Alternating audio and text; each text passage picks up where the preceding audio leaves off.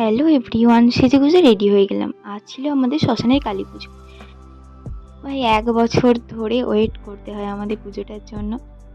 তাই এই যে সেজেগুজে বেরিয়ে পড়েছি। ওরা সবাই রেডি হচ্ছিল, আমি তাই বেরিয়ে একটু ভিডিও নিচ্ছিলাম। রাত প্রায় অনেক, তখন প্রায় 11টা বাজে।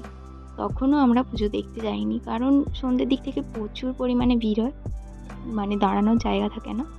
তার উপরে আবার খাওয়ানো হয় বলে সন্ধ্যের দিক থেকে একটু ভিড়টা বেশিই থাকে। আমরা তাই প্রতি বছর ঠিক করি আমরা একটু রাতের দিক করে যাব, যেহেতু আমরা সারা রাত জাগি, তাই আমরা রাতের দিকেই যাই। আমরা অবশেষে গেলাম, তবুও তখনও খুব বেশি যে কম ভিড় ছিল তা না, ভিড় ভালোই ছিল। রাত 11টা বাজে, তাও ভিড় কমেনি। এটা হচ্ছে আজকে আমাদের শ্মশানের মা। মাকে তো প্রায় দুর্দান্ত দেখতে লাগছিল। পিছনের ডেকোরেশনটা এত সুন্দর করেছিল। এই যে এখানে পুজো হচ্ছিল, ঠাকুরমশাই পুজো করছিল, আর এই যে এখানে পুজোর এখানে সবাই বসেছিল। চলো আমরা ততক্ষণ একটু পিছনের দিকটা ঘুরে আসি।